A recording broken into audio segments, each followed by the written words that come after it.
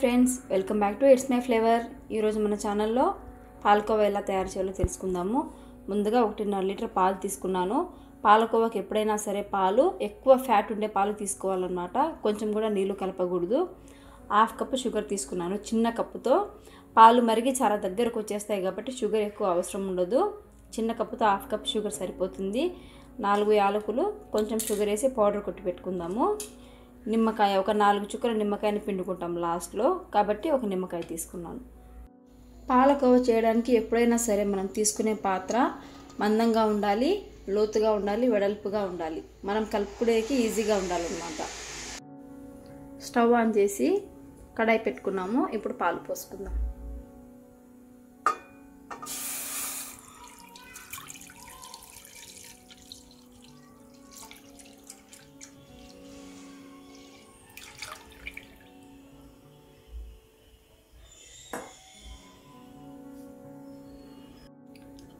నేను పాలకోవా చేయడానికి buffalo milk తీసుకున్నాను.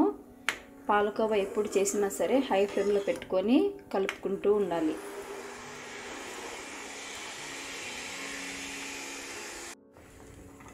పాలు చూడండి ఎలా మరుగుతున్నాయో.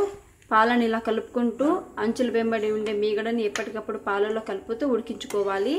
కోవా మొదలు పెట్టినప్పటి నుంచి అయిపోయేంత వరకు ఖచ్చితంగా హై ఫ్లేమ్లోనే పెట్టుకొని పాలను మరిగించుకోవాలి. లో ఫ్లేమ్లో పెట్టినా లేదంటే సిమ్లో పెట్టి వదిలేసినా కూడా మనకి చుట్టూ ఉండే మీగడ గట్టిపడిపోయి మనకి పాలకోవా తురుగలుగా వస్తుంది. పాలు చూడండి ఎలా మరిగి దగ్గర పడుతున్నాయో. మనం తీసుకున్న 1.5 లీటర్ పాలు మొత్తం 200 ml అయ్యేంత వరకు ఇలా కలుపుకుంటూనే ఉండాలి. 200 ml అంటే మనం చిన్న పాల ప్యాకెట్ కొనుక్కుంటాం కదా బయట, అన్ని పాలు అన్నమాట.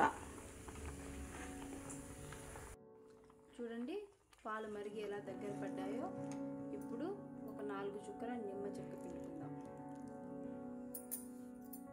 ఇలా నిమ్మకాయ పిండితే మనకి పాలకోవా సన్న రవ్వగా చాలా టేస్టీగా ఉంటుంది. నిమ్మకాయ పిండిన తర్వాత ఖచ్చితంగా 1 నిమిషం కూడా ఆపకుండా పాలు కంటిన్యూస్గా కలుపుతూనే ఉండాలి.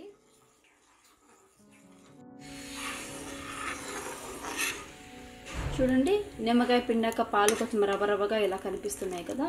ఇప్పుడు మనం తీసుకున్న 1/2 కప్పు షుగర్ యాడ్ చేసుకుందాం.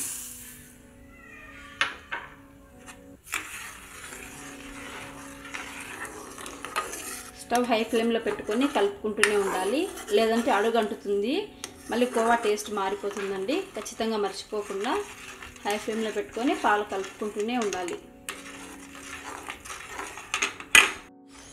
చూడండి పాలకోవా ఎలా రవ్వగా వచ్చిందో. ఇలా రవ్వగా దగ్గరకు అయిపోయింది కదా. ఇప్పుడు దీంట్లోకి టేస్ట్ కోసము 1/2 స్పూన్ యాలకుల పొడి వేసుకుందాము. యాలకుల పొడి వేసి కలుపుకున్నాం కదా. చూడండి ఎంత రవ్వగా దగ్గరకు అయిపోయిందో. మన పాలకోవా రెడీ అయిపోయింది. ఇప్పుడు స్టవ్ ఆఫ్ చేసి చల్లారి పెట్టుకుందాం. ఫైనల్గా చూడండి పాలకోవా రెడీ అయిపోయింది. చూడ్డానికి ఎంత చక్కగా ఉందో. బయట కొనేదానికన్నా ఇంట్లో చేసుకోవడం చాలా మంచిది ఫ్రెండ్స్. టేస్టీ ఎమ్మీ పాలకోవా రెడీ. మీ ఇంట్లో కూడా ట్రై చేయండి ఫ్రెండ్స్. ఈ వీడియో నచ్చితే లైక్ చేయండి, షేర్ చేయండి, సబ్స్క్రైబ్ చేయండి.